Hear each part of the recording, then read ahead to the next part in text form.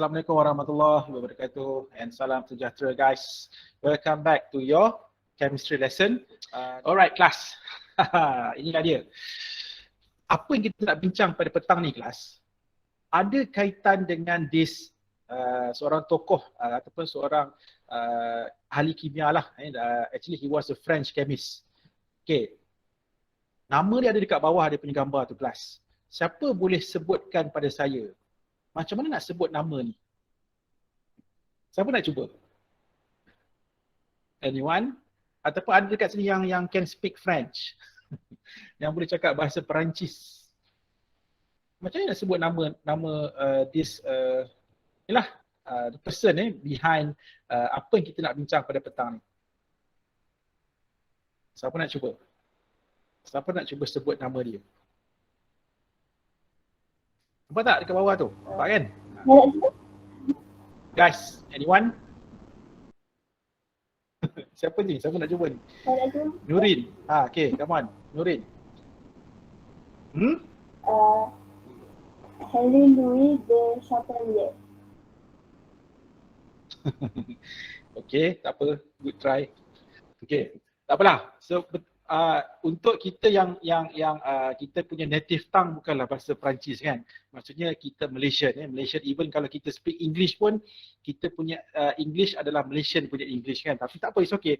Sebab ini this chemist guys, dia adalah seorang berbangsa Perancis. Jadi maksudnya dia punya nama itu adalah sebutan should be in French lah ataupun dalam bahasa Perancis. Okay. Kalau ikut pada kita punya lidah, yang kita akan sebut apa tahu? Le Chatelier. Betul tak? Saya tahu ramai akan sebut macam tu. Ramai akan sebut Le Chatelier. Sebab kita ni menjadi habit, bila kita mengeja, kita akan mengeja mengikut perkataan. Mengikut huruf kan. L-I le, C-H-A-C-H, T-I-T, L-I-E-R, Lier. Sebab tu kita sebut Le Chatelier. Tapi guys, sebenarnya cara sebutan yang kita katakan the correct pronunciation of nama of this chemist adalah macam ni tau cara nak sebut nama dia. Guys, cuba sebut bersama-sama saya. Bukan Le Chatelier, the correct pronunciation should be Le Chatelier. Le Chatelier. Jadi bila kita sambung dia akan jadi Le Chatelier. Le Chatelier principle. So itulah guys your chapter 6.3. And yang di mana this principle was proposed ataupun diperkenalkan oleh this Mr. Henry Louis Le Chatelier. Tak apalah kalau you guys nak sebut Le Chatelier pun tak apalah. Kan? Ya tak apalah, dimaafkanlah Tak apa, Mr. Le Chatelier tak marah pun. Okay kelas Jadi ni saya bagi tahulah macam mana cara sebutan yang betul Le Chatelier. See, hari ni kita bukan setakat belajar bahasa kimia, belajar kimia guys, kita juga belajar cara nak sebut perkataan dengan betul. The principle is all about. Okay, saya ulang balik sekali lagi. Jadi macam ni, according to this principle, okay, you guys dah belajar before this kan, dalam 6.1, dalam 6.2 kan, tentang chemical equilibrium ataupun tentang suatu sistem at equilibrium. Sekarang kita tahu, untuk suatu sistem yang berada pada equilibrium, apa yang berlaku adalah kepekatan reactants dan kepekatan products tidak lagi mengalami perubahan. Ataupun kita katakan dia adalah constant. Maksudnya both the concentrations of the products dan juga reactants, both concentrations are constant. So that is what happened kan pada suatu sistem yang berada pada equilibrium. So sekarang ni apa yang berlaku tau? Dalam Le Chatelier principle ni guys, apa kita nak observe adalah macam ni tau. Kita ada suatu sistem at equilibrium. And then apa kita buat? Kita ganggu sistem tersebut. Kita ganggu sistem tersebut. Jadi sekarang ni, what will happen to the system? Okay, jadi apa yang berlaku adalah when a system at equilibrium is disturbed, diganggu, apa yang akan jadi adalah the system is no longer at equilibrium. Faham Bila suatu sistem pada equilibrium, diganggu, jadi sistem itu dah tak equilibrium lagi. Jadi apa sistem itu akan buat? So, sistem itu akan try to re-attain a new equilibrium. Guys, dia akan macam itulah, mula-mula equilibrium. Lepas tu diganggu, dah tak equilibrium. Lepas tu sistem akan buat apa? Sistem akan cuba untuk capai balik a new equilibrium. And how the system is going to do that adalah the system akan reduce the effect of the disturbance. Okay, so di sini guys, bila kita sebut gangguan ni kan, gangguan yang berlaku pada suatu sistem yang berada equilibrium ni, nanti you guys akan belajar, akan diajar ada beberapa bentuk gangguan. There are a few types of disturbances yang boleh dilakukan pada suatu sistem at equilibrium. So cuma untuk pada petang ni saya hanya ambil the first two dulu. Kenapa saya ambil the first two disturbance? Because the first two ini these two are related to your experiment 5. Untuk yang the rest itu nanti itu saya akan bincang dalam the next lesson kita nanti. Jadi untuk hari ni saya nak ambil dua saja bentuk gangguan yang dilakukan pada suatu sistem at equilibrium. Okay, kelas Right, sebelum kita pergi pada your experiment, saya ceritakan dulu sedikit tentang this principle. Okay, jadi sekarang ni kelas, macam itulah maksudnya bila suatu sistem at equilibrium ni diganggu, jadi apa sistem tu akan buat? Dia akan cuba capai new equilibrium dengan cara, ini penting tau kelas, dia akan reduce the disturbance. Nampak tak perkataan yang saya guna? Saya tak kata dia akan eliminate the disturbance.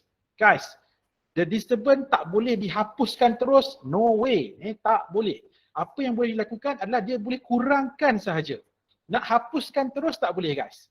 So that's why dalam kes ini, kelas maksudnya bila suatu sistem at equilibrium diganggu, and then dia akan capai new equilibrium kan. So sekarang ni, original equilibrium dengan new equilibrium, apa yang berlaku adalah dia punya concentration for example dah tak sama lagi tau.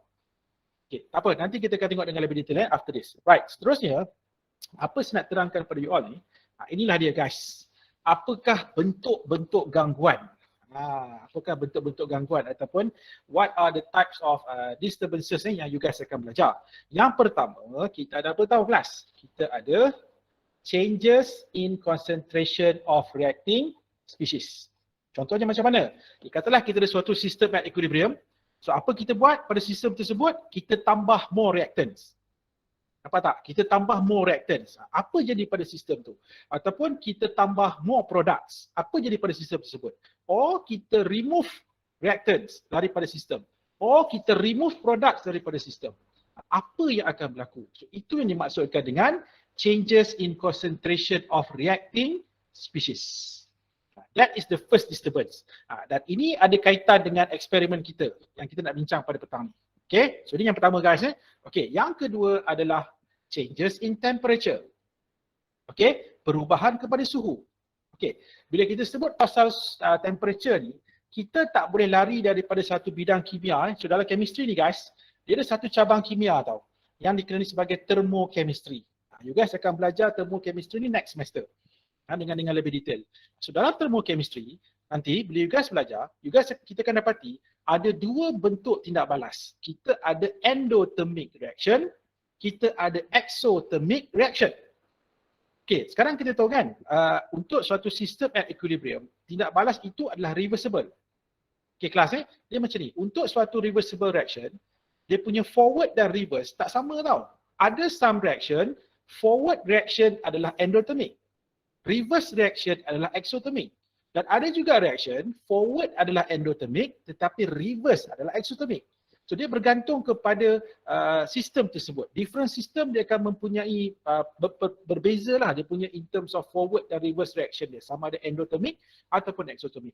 Jadi sekarang ni, macam mana suhu ni kan, macam mana suhu boleh mempengaruhi equilibrium system adalah inilah, dia akan mempengaruhi sama ada reaction tersebut dia akan favors endothermic ataupun dia akan favors exothermic. Contohnya, kalau you guys increase the temperature, sistem tu akan bergerak ke depan ataupun dia akan bergerak ke belakang. Dia akan produce more products ataupun dia akan produce more reactants. Or kita decrease the temperature. Kita kurangkan suhu ataupun kita letakkan di tempat yang sejuk for example kan. So apa jadi pada sistem tersebut? Adakah dia akan produce more of products ataupun more of reactants?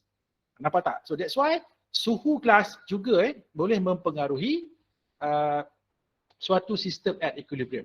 Okay, nampak tak? Dah dua gangguan kan? Actually these two, inilah ada kaitan dengan eksperimen you all hari ni. Eksperimen 5 yang kita nak bincangkan ni kan.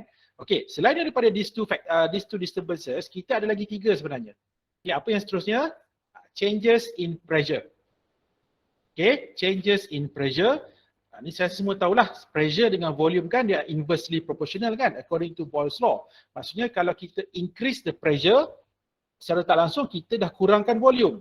Jadi apa berlaku pada suatu sistem yang pada equilibrium? Kalau kita ubah tekanan ataupun kalau kita ubah the pressure kan, ataupun kita decrease the pressure by increasing the volume. Okay, so ini yang ketiga kelas, gangguan yang ketiga. Yang keempat adalah addition of inert gas. Yes, addition of inert gases. Cuma untuk addition of inert gases ni kita boleh lakukan dalam dua cara tau. Yang pertama kita boleh add inert gas pada constant volume dan yang kedua kita boleh add this inert gas pada constant pressure. Tak apa, more on this saya akan discuss dalam separate lesson lah nanti lah. Bukan hari ni lah, kita akan bincang kemudian. Okay, and then yang terakhir adalah addition of catalyst. Addition of catalyst. So nanti kita akan tengok adakah dengan kita tambah catalyst ke dalam suatu sistem at equilibrium, dia akan ganggu tak sistem tersebut. Jadi jawapan pada persoalan ini itu pun sama. Nanti kita akan discuss ini dalam next lesson. Cuma untuk pada petang ini kita akan tengok these two je. Dua ni saja. Changes in concentration, changes in temperature. Okay, kelas So kita start dulu dengan yang pertama. Let's look at what will happen to the system at equilibrium sekiranya kalau kita ubah kepekatan. Okay, dan yang kedua barulah kita tengok pada temperature. Okay, kelas. Right. So before kita teruskan dengan changes in concentration, changes in temperature, suka juga saya nak terangkan kepada you all apa yang dimaksudkan dengan net reaction. Apa net reaction?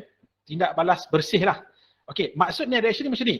Net reaction adalah, for example kan, katakanlah let's say we have this system. Kita ada A, okay, 1 mole of A, kita ada 2 moles of B in equilibrium with 3 moles of C. Okay, kelas let's consider this equilibrium system. Okay, yang dikatakan net reaction ni apa tahu? Net reaction ni kelas merujuk kepada macam ni. Apabila suatu sistem diganggu tadi, kita tahu apa sistem akan buat.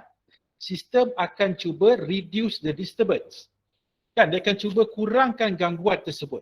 Sekarang ni kelas, you guys kena ingat tahu, untuk suatu sistem nak kurangkan gangguan, dia ada dua pilihan je.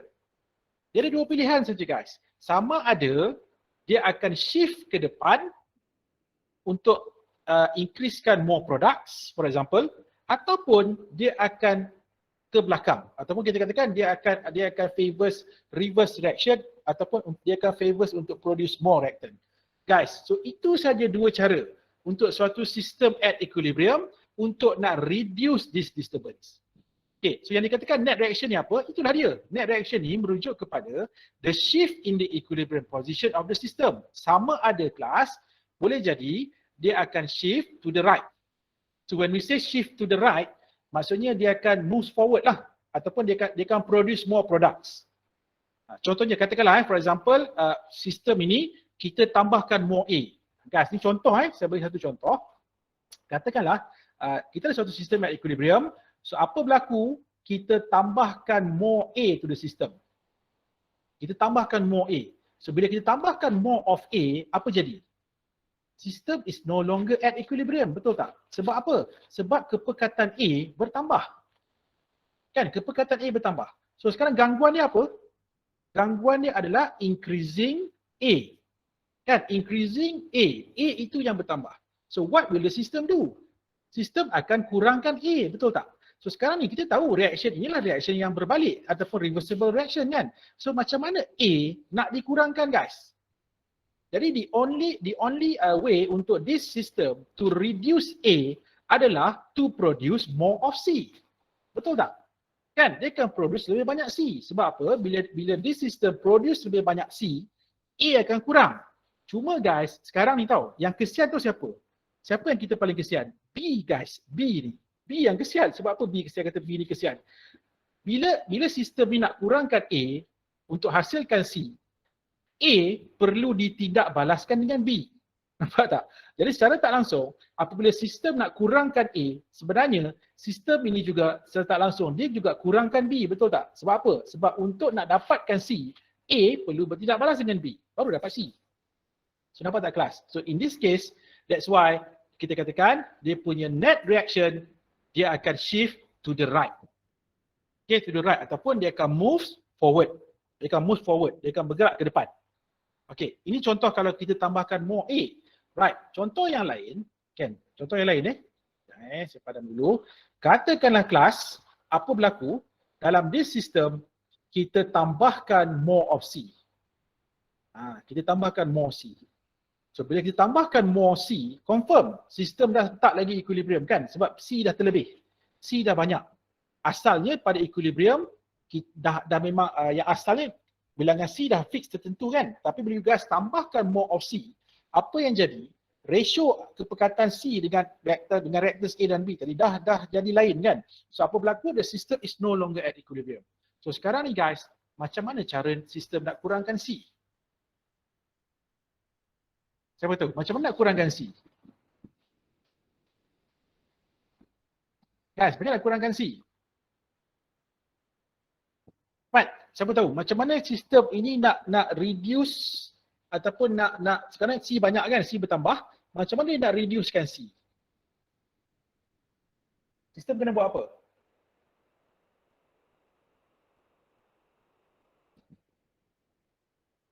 Anyone? Guys, come on. Sekarang option dia apa kelas?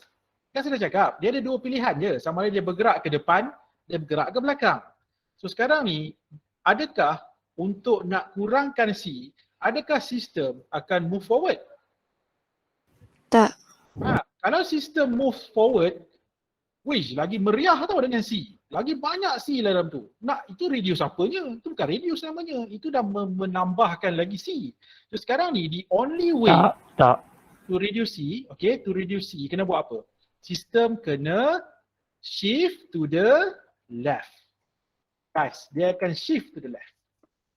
Kenapa dia shift to the left? Sebab untuk kurangkan C, sistem perlu produce more of A, more of B. Nampak tak? Jadi kali ni, bila C bertambah, that's why dalam kes ni, this system akan, net reaction dia akan shift to the left. Kan? Shift to the left, kan ada lagu Beyonce punya lagu tu kan. Okay, so dia akan shift to the left. To the left, to the sebelah kiri. Ataupun kita katakan dia akan move backward. Dia akan bergerak ke belakang. Why? Because nak reducekan C, dia kena produce more of A, more of B. Okay guys, so itulah dia yang dimaksudkan dengan net reaction. Jadi sekarang ini, when we talk about this principle, the Chauffier's principle di kelas, dia punya net reaction ada dua saja. Cara nak kurangkan disturbance. Sama ada shift to the right ataupun move forward, ataupun shift to the left ataupun move backward. So those are the two net reaction yang possibly akan berlaku bagi suatu sistem at equilibrium untuk dia nak kurangkan gangguan yang dikenakan kepada sistem tersebut. Okay? Okay kelas So itu maksud net reaction. Alright, seterusnya.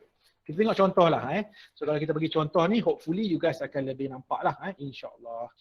Okay, so here I'm going to use this example. Okay, kita ada nitrogen and hydrogen in equilibrium with ammonia. Let's say this is our system right now. Okay, and these three reacting species berada pada equilibrium. Okay, kelas. So, sekarang kita tengok apa gangguan kita nak buat. Okay, katakanlah let's say, kita buat apa tau? Kita, sekejap ni kelas. Kita add more of ammonia. Nampak tak ni? Kita add more ammonia to the system. Okay, kelas. Asalnya, at equilibrium, kan? At equilibrium, Q equals to K. Ini saya tahu, mesti ada yang mula, apa Q ni sir? Okay, sebenarnya guys, Q ni nanti saya belum ajar lagi pada you all tentang Q ni. Tapi tak apa, nanti saya akan ajar ni kemudian. Cuma apa yang saya boleh bagi tahu untuk peringkat awal ni, guys, Q ni adalah what we call as reaction quotient. Ini dalam your next tutorial sebenarnya saya akan jelaskan ni tentang this reaction quotient. Tapi tak apalah, saya cerita dulu sikit. So reaction quotient ni dia adalah dia macam ni. K semua dah tahu kan? K ni apa? K ni adalah ratio hasil darab kepekatan produk bahagi dengan hasil darab kepekatan reactant ataupun partial pressures of product, partial pressure over partial pressure of reactants ini pada equilibrium. Okay, pada equilibrium. So Q ni apa pula? Actually Q guys, Q ni dia sama dengan K.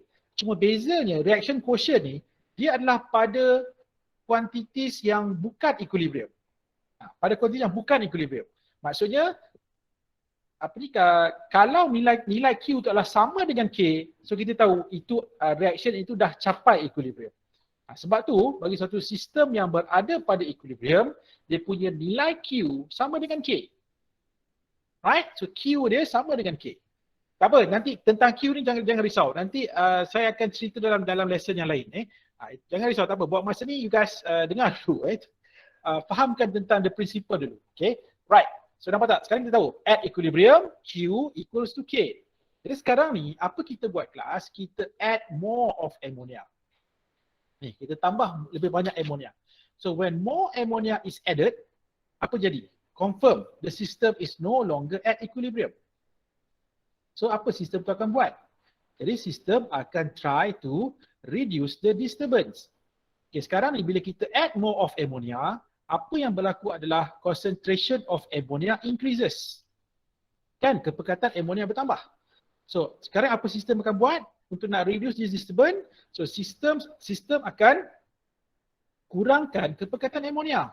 So sekarang ni kelas nak macam mana cara untuk sistem nak kurangkan kepekatan ammonia? Anyone? Macam mana sistem nak kurangkan kepekatan ammonia? To the left. Backward. Okay, betul. Ada yang kata to the left, ada yang kata shift backward. Okay, cuma saya nak tanya, kenapa dia shift to the left? Kenapa dia shift backward? Kenapa? Sebab dia nak produce more of nitrogen dan hydrogen kan? Sebab the only way untuk nak kurangkan ammonia adalah dengan cara dia kena hasilkan more of nitrogen, more of hydrogen. That is the only way class. Sebab tu dia akan shift backward ataupun dia akan shift to the left kan. Jadi that's why in this case, apa yang jadi adalah, apa yang berlaku sebenarnya bila kita add ammonia ni, apa yang jadi adalah Q dah tak sama dengan K. So bila Q tak sama dengan K, confirm the system is no longer at equilibrium. So in order to re-attain new equilibrium, what will the system do? Jadi sistem akan reduce the disturbance. And how the system is going to do that? So dengan cara dia kena kurangkan kepekatan ammonia. So macam cara nak kurangkan kepekatan ammonia, itulah apa yang jawab tadi tu kan. Dengan cara dia akan undergoes a net reaction. Okay, dan net reaction ni ke arah mana? Net reaction dia akan proceed to the left. Guys, ini pun kadang-kadang ada student dia masih keliru kiri kanan ni tau. Saya harap semua clear Okay. Tahu kan kiri kanan kan? Cuba angkat tangan kanan. Angkat tangan kiri. Okay So semua tahu kiri kanan ni, left and right ni. Kadang-kadang ada lagi yang keliru. Left dengan right. Okay, jadi in this case, so dia akan proceed to the left. Why to the left? Because the only way to reduce ammonia adalah to produce more of nitrogen, to produce more of hydrogen. So that's why in this case, the net reaction ataupun the equilibrium, the new equilibrium, so dia akan proceed to the left sampai bila tau? Dia akan proceed to the left, maksudnya dia akan hasilkan nitrogen, dia akan hasilkan hydrogen, dia akan kurangkan ammonia sampai bila? Sampai nilai Q sama dengan K. So bila Q sama dengan K, confirm sistem tu dah capai balik semula new equilibrium. Kelas jadi inilah dia apa yang berlaku kalau kita add more of ammonia. Okay, ini contoh, ini the first case. Okay, case yang pertama. Right, nanti saya tunjukkan case yang kedua pula. Okay, ini saya tunjukkan gambar aja dalam bentuk gambaran dalam bentuk diagram Okay. Macam ni tau, cara you guys nak baca graf ni. Okay, ataupun diagram ni. Dia macam ni. Nampak tak? Asalnya, you guys tengok pada original equilibrium apa jadi? Hydrogen, kepekatan ammonia, kepekatan nitrogen adalah berada pada constant values. Tak berubah kan? Sebab apa? Sebab tiga-tiga tu dah berada pada equilibrium. Ingat lagi kan? Pada suatu sistem yang berada pada equilibrium, what will happen? The concentrations of both reactants and products are constant. Tak berubah. Okay, and then apa kita buat tadi? Apa kita buat? Kita tambah more of ammonia. Cuba you guys perhatikan apa jadi pada ammonia. Constant, baik punya constant kan, tiba-tiba tambah ammonia apa jadi? Terkejut amonia tu. Tiba-tiba masuk amonia lagi banyak kan. So apa jadi? Guys, tiba-tiba concentration of ammonia naik mendadak. Nampak ni? Fokus kat sini. Nampak tak? Naik mendadak. Sebab apa? Sebab kita tambah more of ammonia. Jadi kepekatan ammonia tiba-tiba bertambah. Itu yang sistem jadi terkejut tu. Macam dia kena jump scare tau. Terkejut. Dengan bukan sekat ammonia, dengan hidrogen, dengan nitrogen, tiga-tiga tu terkejut. Sebab apa? Sebab berlakunya gangguan tadi. Kita add more of ammonia. Kan? Jadi apa berlaku? Sistem dah tak lagi at equilibrium. So apa sistem akan buat?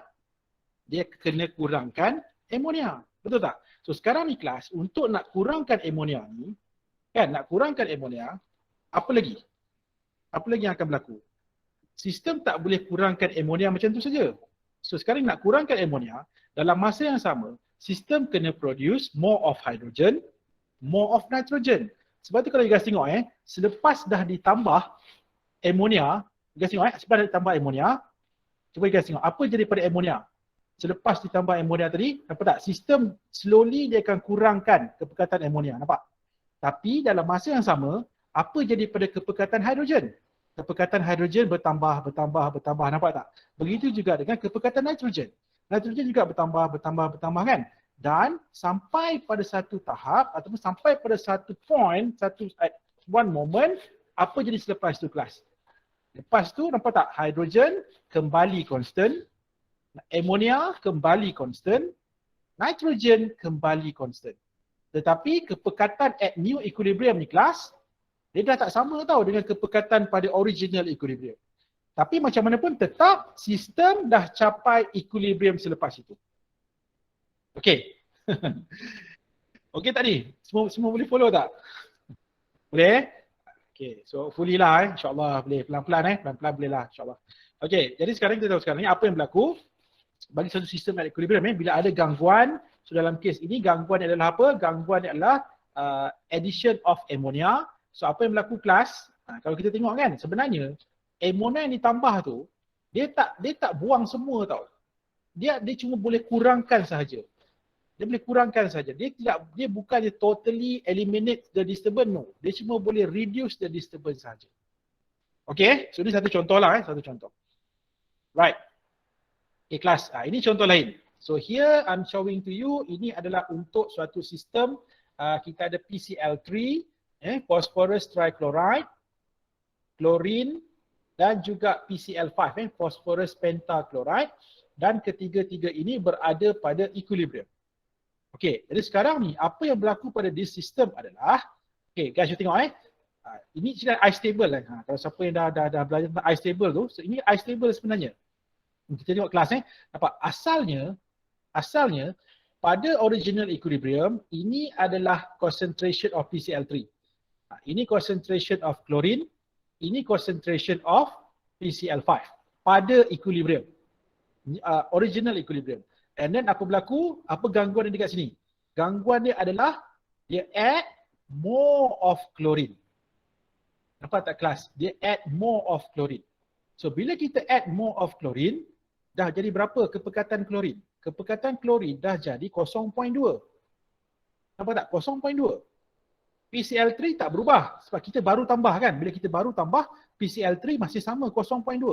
Dan PCl5 adalah 0.6. Nampak tak? Masih tak berubah juga. Tetapi apa yang berlaku adalah sistem tak lagi pada equilibrium. Sebab untuk sistem ni berada pada equilibrium, asalnya kepekatan PCl3 0.2, Cl2 0.125, PCl5 0.6. Itu adalah pada equilibrium asal. Cuma sekarang ni chlorine dah berubah jadi 0.2.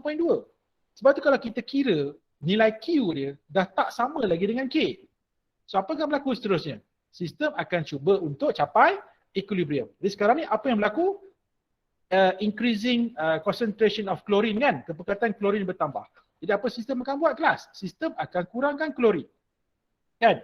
Tapi untuk sistem nak kurangkan chlorine, dia tak boleh kurangkan chlorine saja. Betul tak? Dia kena kurangkan apa? Dia kena kurangkan juga PCl3.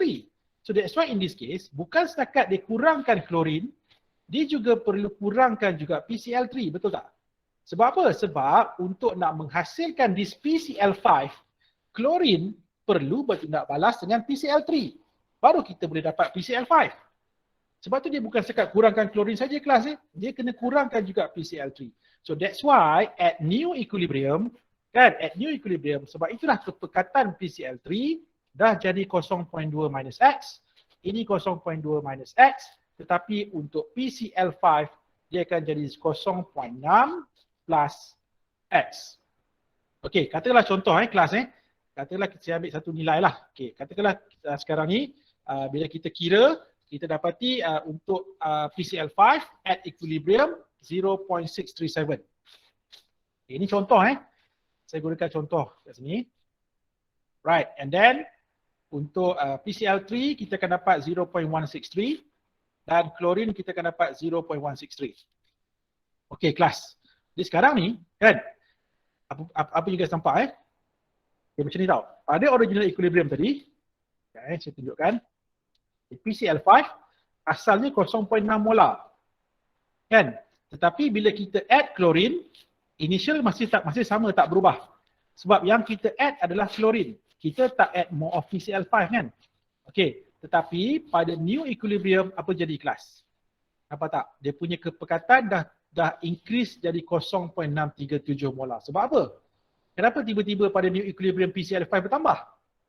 PCl5 dia jadi bertambah disebabkan oleh klorin tadilah.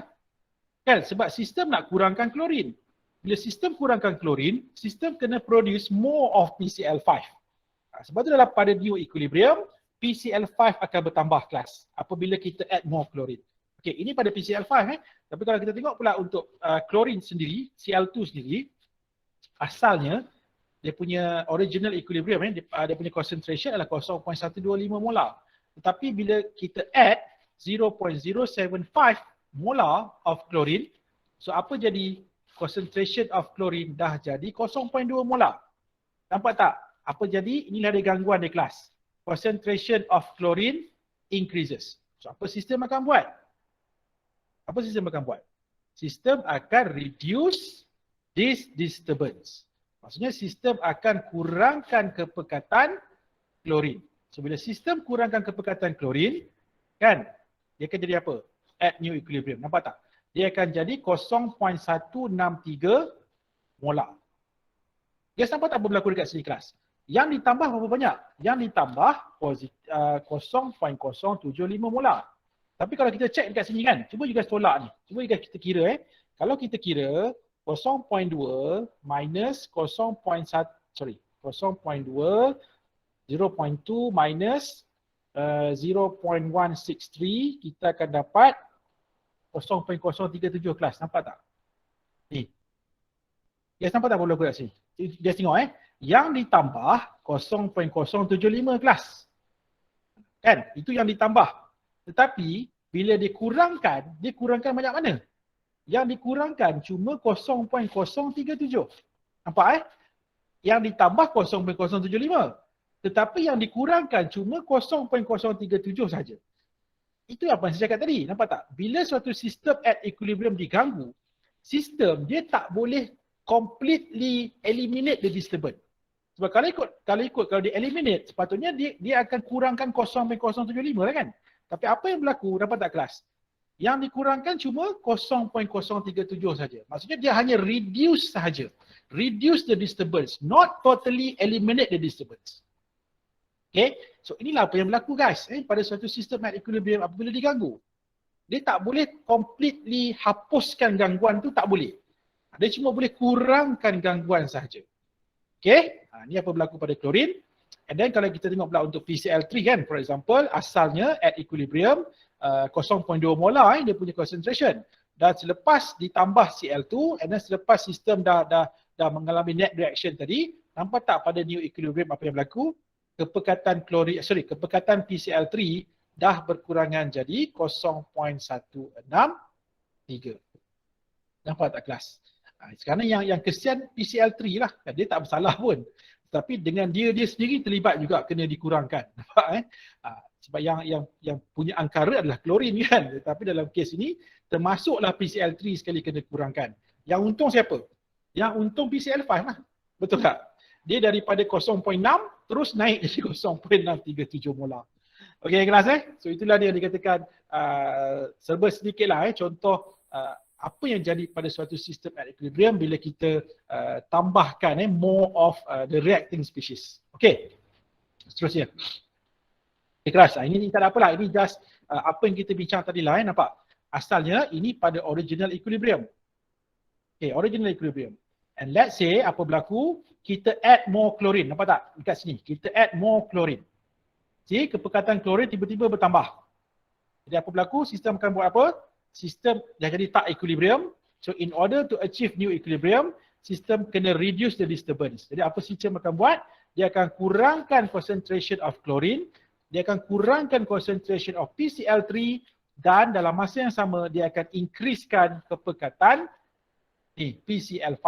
Sampai bila? Sehinggalah ketiga-tiga gas ini capai balik semula new equilibrium. Bila dah capai new equilibrium ataupun when Q equals to K once again, okay, concentration dah tak berubah lagi.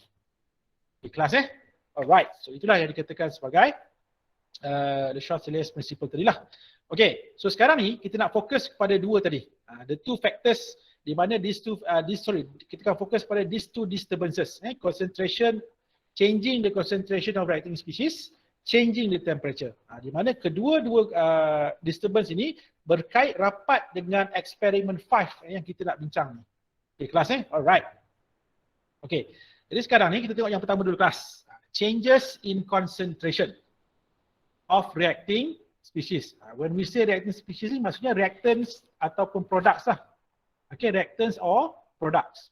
Okay, dia macam ni tau kelas. If the concentration increases, what will the system do? The system akan react to consume some of it. Jadi contohnya macam ni lah kelas Okay, ni saya tak nak guna contoh kimia lah. Saya nak guna contoh diri kita sendiri sebagai manusia ni kan. Sebagai manusia biasa. Okay, guys. Normally, kan bila kita, katakanlah kita lah seorang yang dah stable. Selalu kalau kita kata orang yang stable ni, dia banyak tafsiran lah. Ada orang dia kata stable ni, dia dah financially stable. Dia dah stable dari segi kewangan. Ataupun mungkin dia dah stable, dia dah settle down, dia dah ada family, dia ada isteri, dia ada anak, dia ada suami. Kan? Maksudnya bagi dia itulah stability of kehidupan dia yang dia nak. Ataupun ada setengah orang mungkin dia dah ada rumah besar, dia dah ada kereta besar. Ataupun dia dah, walaupun dia tak ada semua benda-benda yang besar ni, tapi dia dah rasa cukup. Dia rasa cukup kan? Okey, itu mungkin tafsiran stability dalam kehidupan yang berbeza lah bagi orang yang berbeza kan. Okay, dia macam ni. Katakanlah suatu hari, guys, okay, ni saya beri contoh kata kita seorang manusia ni, dia adalah seorang yang berduit lah, orang kaya lah ni kan. Okay, tiba-tiba satu hari, apa jadi? Dia punya duit dia kurang. So dia jadi tak stable kan? Tak stable dari segi kewangan. So apa dia akan buat? Bila duit dah kurang, dia akan usaha supaya duit dia banyak balik. Nampak tak? Sebab apa? Sebab dia dah tak equilibrium lah. Bila dia dah tak equilibrium, dia punya disturbance dia adalah duit dia berkurangan. So dia akan cuba untuk increasekan balik dia punya simpanan or maybe dia punya pendapatan kan. Dia akan increasekan balik dia punya duit tadi. Okay, itu kalau duit tak cukup. Bayangkan pula satu kes lagi, satu hari duit dia terlebih. Duit dia terlebih. Selalu kalau manusia ni duit terlebih dia senyap je. Kan? Tapi kalau ikut sepatutnya lah, kalau duit terlebih kita kena buat apa kelas? Kita kena buat charity. Kan? Kita kena derma ataupun dalam untuk yang Muslim ni kita bayar zakat. Kan? Kita bayar bagi sedekah pada orang-orang susah, orang-orang fakir miskin dan sebagainya kan. So kita contribute lah, kita sumbangkan duit tu. Itu kalau terlebih. Sama juga dengan suatu sistem at equilibrium. Bila kepekatan terlebih, sistem akan kurangkan. Bila kepekatan itu kurang, sistem akan top up balik. Sistem tu akan increasekan balik concentration.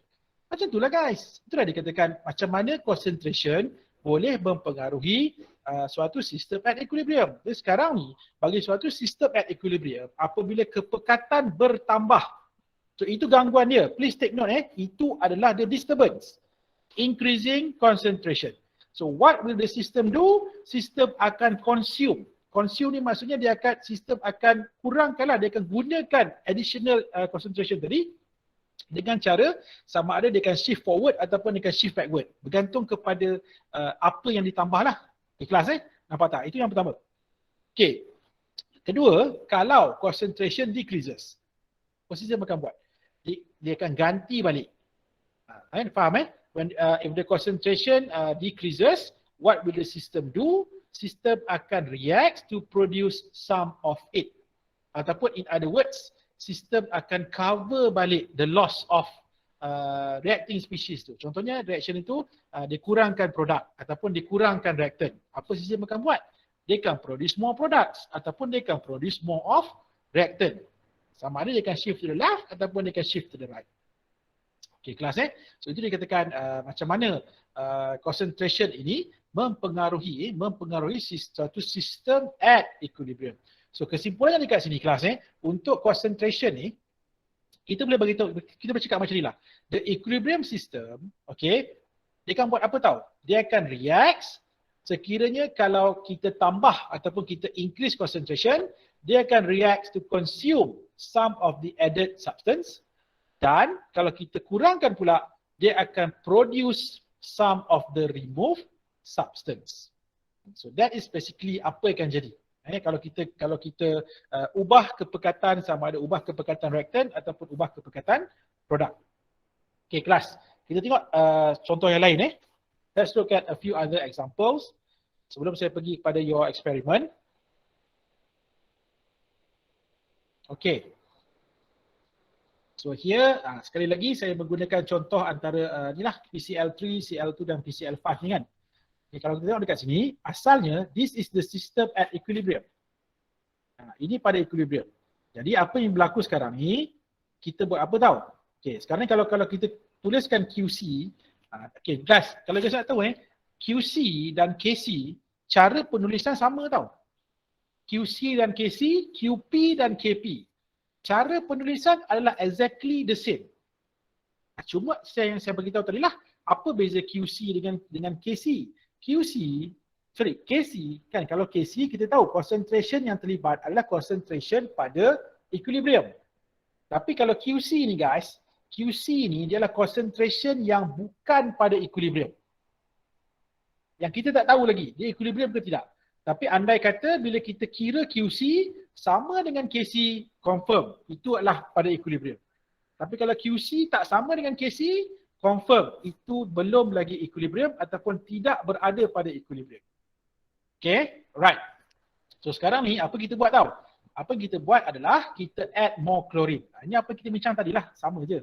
Okay, kita add more chlorine. So bila kita add more chlorine to the system, in other words, kita increasekan kepekatan klorin lah dalam perkataan yang maksud yang lain.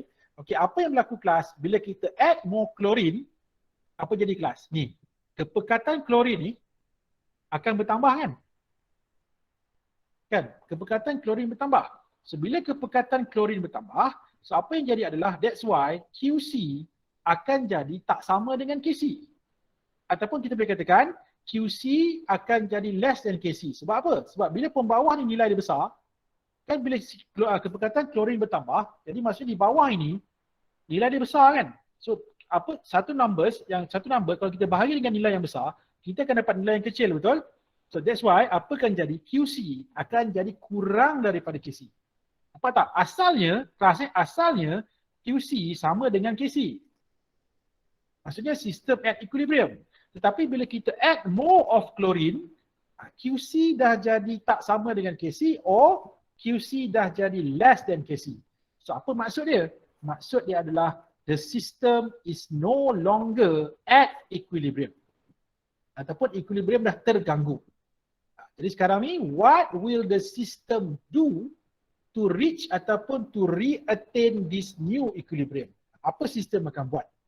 Okay, so that's why in this case class, apa sistem akan buat? Since gangguan dia adalah apa? Gangguan dia adalah addition of chlorine. Kan? Ataupun concentration of chlorine increases. Jadi sistem akan buat apa? System will reduce the disturbance by reducing concentration of chlorine. Jadi sistem akan kurangkan chlorine. So bila sistem nak kurangkan chlorine, sistem akan shift ke mana? So that's why in this case, the net reaction akan proceed to the right. Pak, dia akan proceed to the right. Ni, kalau saya tunjukkan arrow, so dia akan proceed to the right class ni. Dia akan ke sebelah kanan. Sorry. Ni, kanan pula, sebelah kiri, sebelah kanan. Nampak tak? Dan kita pun kiri kanan pun tersasul lah. Okay, so dia akan shift to the right. Right of the equation to the right of the equation. Sampai bila kelas? Maksudnya sistem dia akan kurangkan klorin, dia akan kurangkan PCl3, dia akan increasekan PCl5 sehingga bila ratio itu akan sama kembali dengan nilai Kc. So apa jadi bersama dengan nilai Kc? So sistem tu dah capai balik semula new equilibrium. Okay, so that's why dia akan net reaction itu dia akan proceed to the right. Proceed to the right until QC equals to Kc class. Okay, so apa yang jadi? Apa yang berlaku adalah klorin akan berkurangan. Kenapa klorin berkurangan? Sebab sistem akan consume this additional klorin. Ingat lagi kan? Bila concentration increase, sistem akan buat apa? Sistem akan kurangkan by consuming the added substance. Sistem akan consume, soalnya macam dia makan lah. Sistem tu akan makan klorin tu. Dia akan makan, dia bukan makan sebenarnya, dia makan tu dia tukarkan jadi PCl5 ataupun dia convert daripada klorin dan PCl3 tadi kepada PCl5. Okay, and then class, what will happen to PCl5? At new equilibrium, concentration of PCl5 increases, tetapi at the same time concentration of PCl3 juga akan decrease. So in this case class, yang berubah apa? PCl5 bertambah, PCl3 berkurangan. Okay, so itu apa yang jadi. Sama lah dengan klorin pun sama. Okay, klorin juga, sepatutnya klorin pun berkurangan juga. Right, okay kelas So this is what happened. Yang dikatakan contoh, what will happen kalau kita increase the concentration of reactant. Increasing the concentration of reactant. Alright, seterusnya. Contoh yang kedua, saya nak tunjukkan pula, what if kalau kita decrease the concentration of reactant? Tadi kita buat apa? Kita tambah more klorin. Sekarang ni guys, kita buat apa tau? Sistem yang sama, but this time around, kita nak kita remove PCl3. Kita remove PCl3 from the system. So apa jadi? System is no longer at equilibrium. Sebab apa? Sebab concentration of PCl3 dekat sini, dia akan berkurangan, betul tak? Kan bila kita remove PCl3, maksudnya concentration of PCl3 akan berkurangan. So what happened to the value of QC? So nilai QC class, dia akan jadi greater than Kc. Apa tak? QC greater than Kc. So, menunjukkan apa? Menunjukkan the system is no longer at equilibrium. So, apa sistem akan buat? Inilah sistem akan reduce the disturbance by they can shift to the left. Kenapa shift to the left? Sebab PCl3 dah kurang. Jadi, in order to reduce this effect, ataupun nak reduce the disturbance ni, so sistem kena increasekan kepekatan PCl3. So right now, the only way for the system to increase PCl3 is through apa kelas?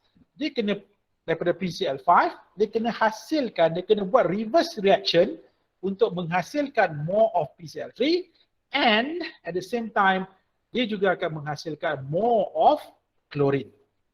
Plus, lepas tu apa yang berlaku net reaction, they can proceed to the left until QC equals to Kc. Plus QC equals to Kc. And apa akan jadi at new equilibrium, nampak tak kelas? PCl3 akan bertambah kepekatan dia, klorin bertambah kepekatan dia, and what will happen to PCl5?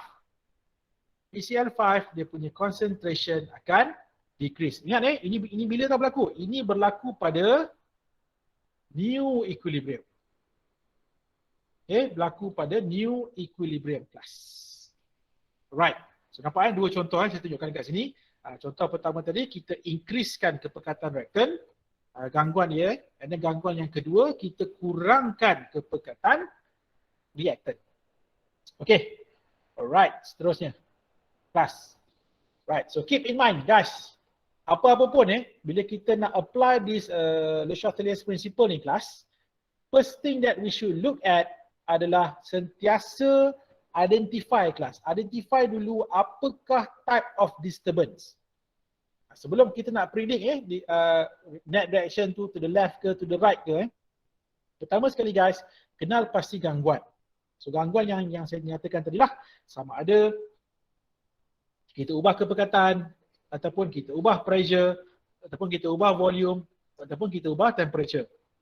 Okay, so guys, so inilah yang you guys kena take note every time kita nak tentukan sama ada sistem tu akan shift to the left ataupun dia akan shift to the right untuk capai new equilibrium.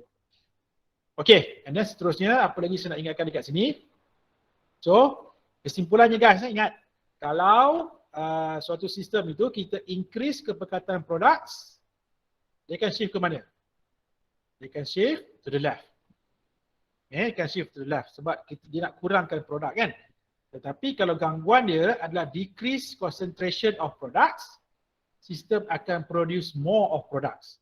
So nak produce more of products, dia akan shift ke mana? Sistem akan shift to the right. Okay, yang kedua.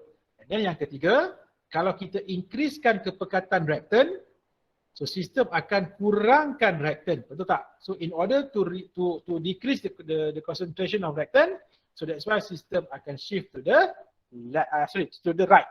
Sebab apa? Dia kena pergi ke arah produk lah kan, ke arah produk. Okay, and then seterusnya adalah kalau kita decreasekan concentration of reaktan, sistem akan ganti balik the loss of reaktan tadi dengan cara sistem akan produce more of reactants. In order to produce more of reactants, system will shift to the which side? To the left lah. Okay? Jadi keep in mind guys tentang benda ni. Okay, seterusnya masih lagi saya nak ingatkan pada beberapa benda Okay, seterusnya sekarang saya nak cuba you guys tengok pada distraction.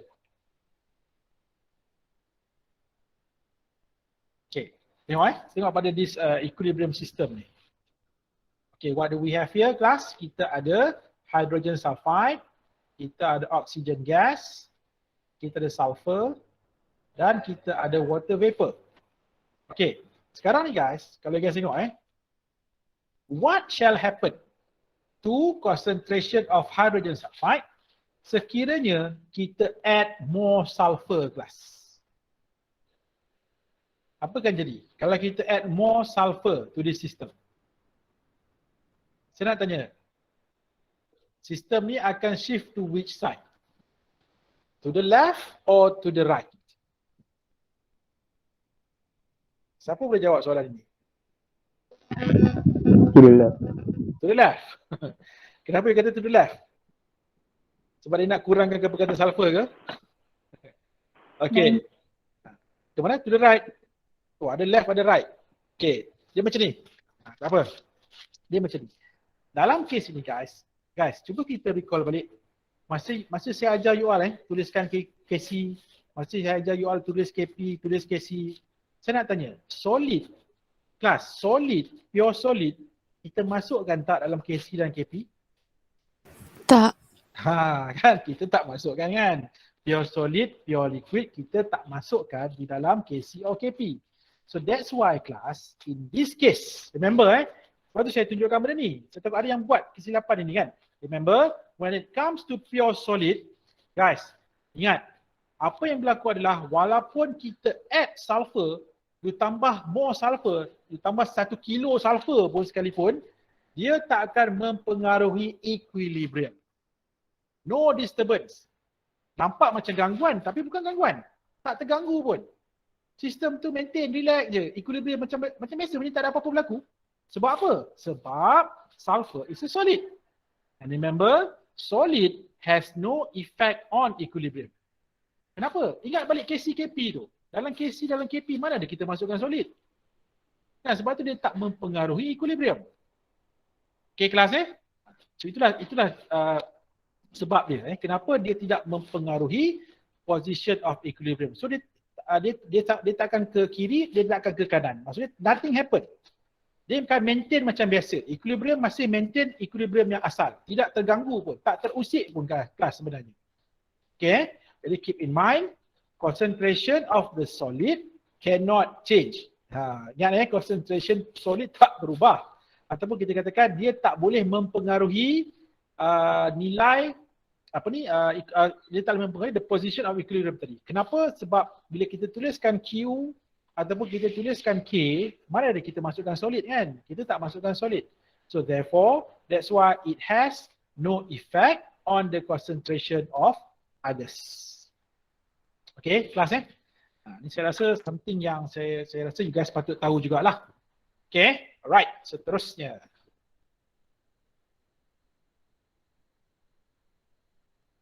Okay, itu tadi kelas kalau kita tambahkan solid. Kita add more solid.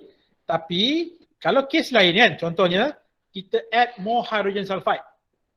Kelas, kita add more hydrogen sulfide to the system. Equilibrium terganggu tak? Kali ini equilibrium akan terganggu. Kan? Sebab apa? Sebab gas kita ambil kira kan. Maksudnya equilibrium akan terganggu. Jadi apa sistem akan buat kalau kita increasekan kepekatan hydrogen sulfide? Sistem akan shift to the which side? Left or right? Shift to the right kan? Sistem akan shift to the right. So bila sistem shift to the right, okay, apa akan jadi? Sistem akan produce more of apa? More of water vapor dan dia akan produce more of sulfur. Faham Itu maksud statement yang bawah ni. The amount of solid still can be changed by others. Maksudnya bilangan kuantiti sulfur boleh dipengaruhi oleh kuantiti lain. Faham Kuantiti sulfur boleh dipengaruhi oleh kuantiti yang lain-lain. Tetapi yang lain-lain tidak boleh dipengaruhi oleh kuantiti sulfur. Okay, good. I think clear apa yang saya cakap ni kan? Semua boleh faham kan? Itulah maksud saya. Okay, ingat kelas Itulah yang saya contoh tadi lah. Maksudnya kalau if you add more hydrogen sulfide into the system, so what happen? The system akan shift to the right and apa kelas? More of solid sulfur will be produced. Tapi kalau kita add more sulfur, hydrogen sulfide tak berubah. Sebab equilibrium tak terganggu. Tapi kalau kita add more of oxygen, kita add more of hydrogen sulfide, ataupun kita add more of water vapor, ataupun kita kurangkan water vapor, kita kurangkan oxygen, kita kurangkan hydrogen sulfide, so dia akan mempengaruhi kuantiti sulfur pada new equilibrium. Tapi kalau kita add more sulfur, more solid to the system, nothing happen to the equilibrium. Okay? Boleh? Alright, seterusnya. Panjang lebar saya bercerita kan? Barulah saya nak masuk eksperimen 5. Okey, jangan kelas, saya minum sekejap. Kering tekak pula. Bismillahirrahmanirrahim. Okey kelas. So sekarang ni kita dah mulai nak masuk Kita nak tengok sedikit perbincangan lah berkaitan dengan your experiment 5. So experiment 5 you all ni, dia adalah tajuk besar dia chemical equilibrium lah. Tetapi kalau kita tengok the first part A dengan part B, so itu berkait rapat dengan apa yang kita bincang petang ni. Berkait rapat dengan Le Chatelier's principle. Okay, so kita start dulu dengan part A kelas. So let's look at part A. So part A ni berkaitan dengan apa? The effect of concentration. Inilah yang kita bincang sekarang ni. The effect of concentration in the formation of thiocyano-iron 3 complex ion. Okay, right. Kita tengok results dulu. Let's look at your apa yang you dapat daripada eksperimen ini. Okay, yang pertama. Okay, kelas, dia macam ni. Dalam part A, apa yang kita buat adalah kita buat satu tindak balas di antara iron 3, thiocyanate dan juga di mana dua ini apabila bertindak balas, dia akan menghasilkan thiocyano-iron 3 complex ion. Okey, dan apa berlaku? Reaction itu akan berlaku sehinggalah ketiga-tiga reacting species ini kelas capai equilibrium.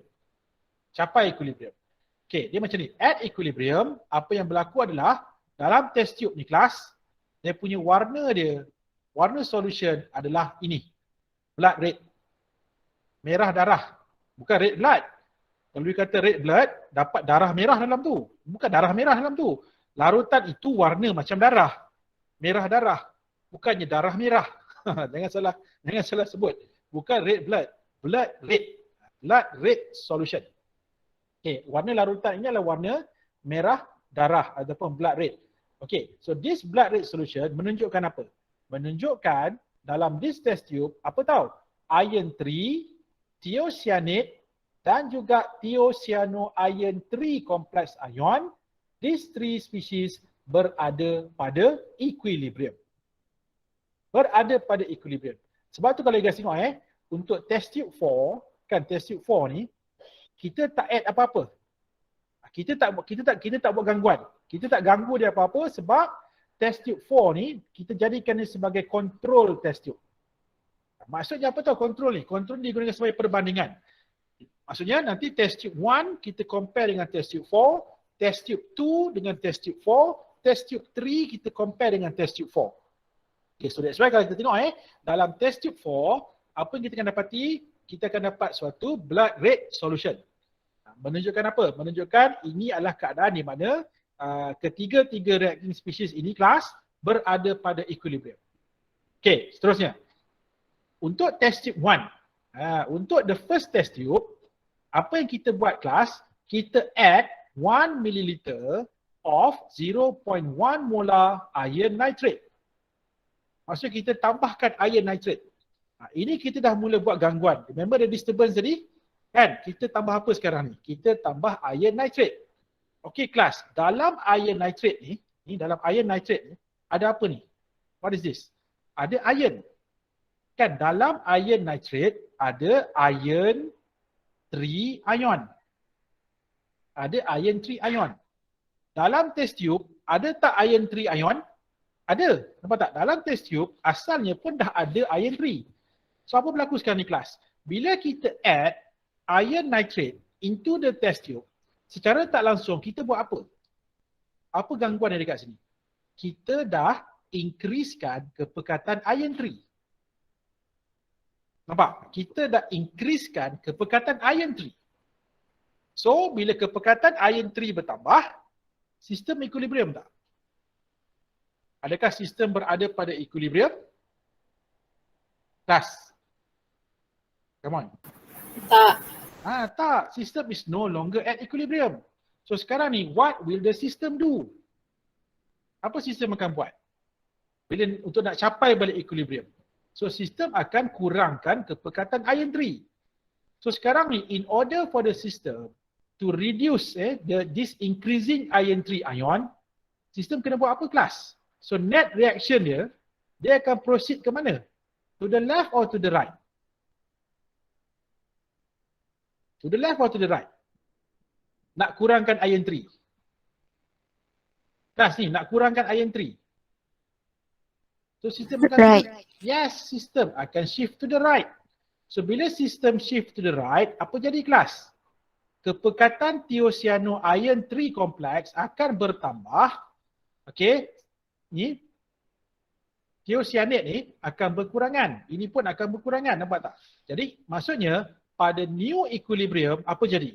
Kepekatan thiocyano-iron 3 complex akan bertambah. Dan kita tahu, thiocyano-iron 3 complex ni, dia punya warna apa? Dia punya warnanya adalah blood red.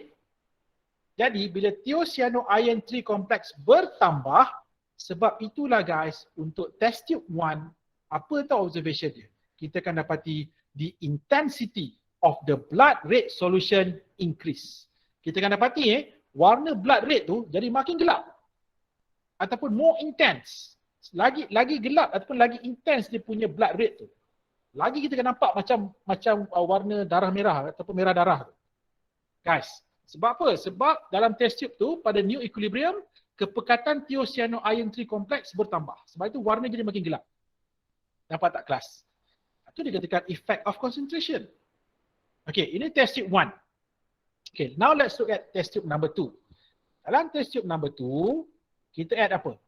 Kita add 1 ml of 0.1 molar potassium thiocyanate.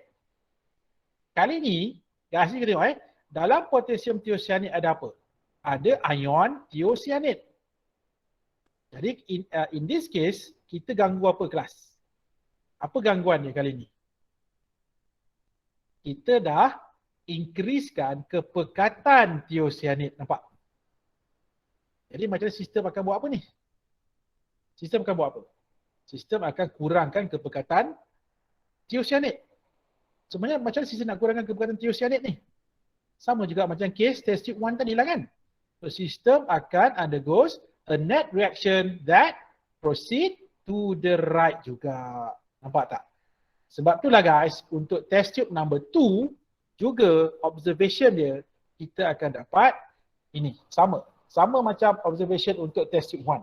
Di mana intensity of the blood rate solution increase. Okay? Itulah saya sebenarnya tak eksperimen ni kalau you guys dapat buat sendiri with your own hands, lagi you guys akan lebih nampak sebenarnya. Tapi sebab you guys tak dapat nak buat eksperimen kan, semua tengok dekat video saja. So tak apalah kelas guys okay, so lah bagi saya lah, kalau personally saya rasa kalau you guys did this on your own with your bare hands, ini you guys akan lebih faham apa yang kita cerita ni sebenarnya. Sebab you guys dah buat, dah nampak depan mata kan. Okay, tapi tak apalah sudah lepas lah. Okay, seterusnya. Right, seterusnya. Apa kita buat seterusnya? Kita add 6 to 8 drops of 2.5 molar sodium hydroxide. Ini dia sedikit tricky sikit guys. Kenapa saya kata tricky? Sebab kita add apa sekarang? Kita add sodium hydroxide. Kan? Kalau kita tengok sodium hydroxide, dalam sodium hydroxide ada apa? Ada ion sodium, ada ion hydroxide. Kan? Cuma dalam kita punya sistem tak ada sodium ion kan? Tak ada hydroxide ion kan? So macam mana dia boleh mempengaruhi? Macam dia boleh mempengaruhi equilibrium ni. Jadi macam ni. Apa yang berlaku sebenarnya kelas bila kita add sodium hydroxide into this equilibrium system, okay, apa yang jadi adalah dalam sodium hydroxide dia ada hydroxide. Ni, dia ada hydroxide. So apa yang berlaku? This added hydroxide daripada sodium hydroxide akan apa tau? Dia akan bertindak balas dengan iron 3. Hydroxide daripada sodium hydroxide akan bertindak balas dengan iron 3 plus, iron 3 ion di dalam test tube tadi. Untuk menghasilkan apa? Di mana dia akan hasilkan iron 3 hydroxide. Ini kelas. Dia akan hasilkan FeOH3. So when this happen, kan, bila berlaku macam ni, apa akan jadi kepada kepekatan iron 3 kelas dalam solution? Apa jadi pada kepekatan iron 3? Bila iron 3 dah bertindak balas dengan hydroxide? Decrease. Yes. Apa akan jadi adalah kepekatan iron 3 dah susut kelas. Kepekatan iron 3 dah berkurang kan? Jadi bila kepekatan iron 3 berkurangan, bukankah itu satu gangguan? Kan? Bukan itu satu gangguan ataupun satu disturbance yang berlaku pada di sistem. Decreasing concentration of iron 3. So itu gangguan dia. Itu gangguan dia kelas. Jadi apa yang berlaku sekarang ni? Iron 3 kurang. Jadi apa sistem akan buat? Bila iron 3 kurang, sistem kena buat apa? Sistem kena ganti balik iron 3 tadi. Dia kena replace the loss of iron 3. So macam mana sistem nak replace kelas? The loss of iron 3 plus ni. Dia akan shift ke mana? Dia akan shift ke mana? Left or right? Left or right? Come on. Iron 3 duduk sebelah mana kelas? Iron 3 kan duduk sebelah reactant. Maksudnya, untuk nak produce more of iron 3, sistem kena shift to the reactant side lah. Dia kena pergi pada side reactant ataupun dia akan shift to the left. Nampak tak? Jadi apa yang berlaku? Bila iron 3 dah kurang, sistem akan shift to the left untuk produce more of iron 3 dan juga dia akan produce more of thiocyanate. Dan kita tahu iron 3 ni warnanya adalah yellowish brown. Guys, warnanya adalah yellowish brown. Jadi sekarang sistem shift ke mana? Sistem shift to the left. Maksudnya apa jadi pada warna blood red yang asal? Jadi apa yang berlaku sebenarnya untuk test tube number 3 ni kelas, what will happen actually adalah blood red solution akan change to yellowish brown. Sebab apa? Sebab at new equilibrium, the system akan produce more of iron 3, more of thiocyanate ion. Tetapi thiocyano iron 3 complex ini, yang ini akan berkurangan. Ini akan berkurangan, tetapi both of this, ini yang akan bertambah. Sebab tu warna blood red dah tak ada.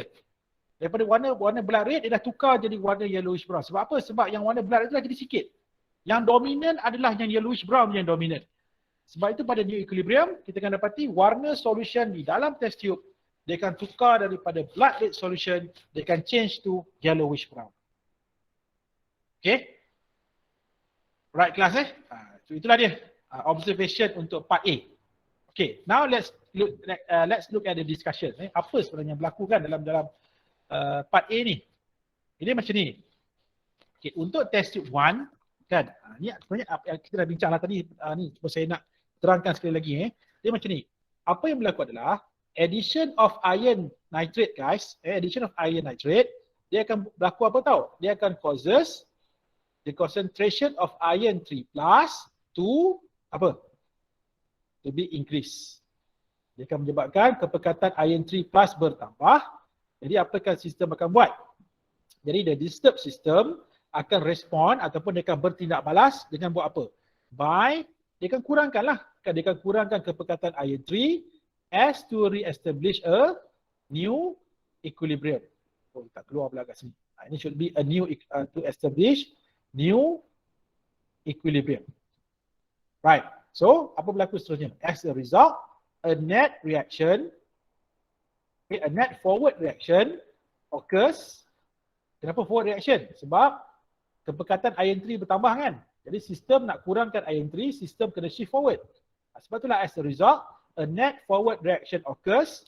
So therefore, the reaction akan shift to the right, producing more of thiocyano-iron 3 complex ion. Sebab itulah warna larutan di dalam test tube 1, dia punya warna blood red itu akan jadi makin gelap guys. Sebab dalam tu akan lagi banyak thiocyano-iron 3 complex ion.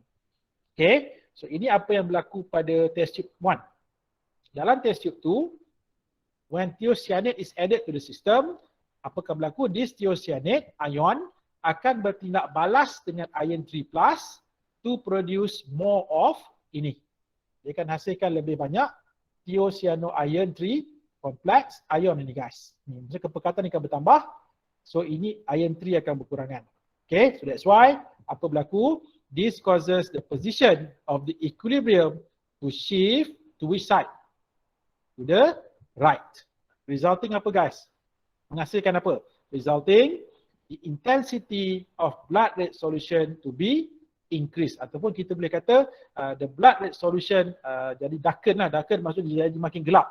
Warna merah darah itu jadi semakin intense ataupun semakin gelap.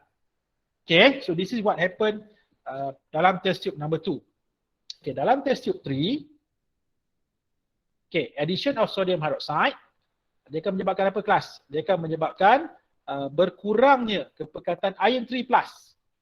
Kenapa? Because iron 3+ daripada sistem tadi, dia akan bertindak balas dengan hydroxide daripada sodium hydroxide. Untuk menghasilkan apa? Untuk menghasilkan iron 3 hydroxide. So apa yang akan berlaku seterusnya? Some of the ions produced ni, kan, kita punya blood red thiocyano-iron 3 complex ion ni guys, dia akan buat apa tahu? Dia akan cover balik ataupun sistem akan ganti balik the loss of iron 3 dengan cara macam mana? Dengan cara thiocyano-iron 3 complex ion akan produce more of iron 3, more of thiocyanate. So that's why dalam case ini dia akan shift ke mana guys? Dia akan shift to the left. Dia akan shift to the left. Sebab tu warna larutan dalam test tube dah bukan lagi blood red. Dia dah tukar jadi warna yellowish brown. Okay, kelas nampak tak? So inilah yang dikatakan macam mana concentration boleh mempengaruhi equilibrium. Okay? So I hope dengan apa yang kita dah bincang dekat sejam lebih kita bincang pasal effect of concentration ni, dan kita pun dah relate dengan apa yang berlaku dalam eksperimen 5 untuk part A. So hopefully you guys dah nampak lah dia katakan macam mana concentration ni sebenarnya boleh mempengaruhi equilibrium. Okay, dah guys, we are done. Okay, kita dah selesai dengan the first disturbance, gangguan yang disebabkan oleh changing the concentration of the reacting species. Now, let's move on to the second disturbance, iaitu changes in temperature. Okay, kita dah lebih kurang dalam setengah jam lebih sikit ni.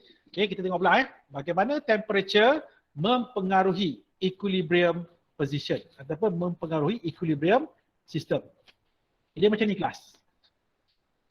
Bila kita sebut gangguan suhu ni ataupun changes in temperature ni, dia ada dua je, sama ada kita increase the temperature ataupun kita decrease the temperature.